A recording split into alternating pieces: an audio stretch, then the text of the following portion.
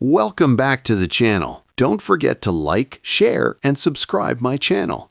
Today we will explore how to create a business speaker stance enhancement using Puppet Warp in Photoshop. I open Photoshop and load a conference speaker image. I pause because stance communicates authority. I duplicate the layer and convert it into a smart object. I activate Puppet Warp and place pins on shoulders, knees, and ankles. I gently straighten the spine. I stop and feel the balance. Business visuals should feel grounded. I add a control pin at the waist to prevent stretching. I slightly rotate the shoulder to open posture. I zoom in and check edges. I commit the warp and zoom out.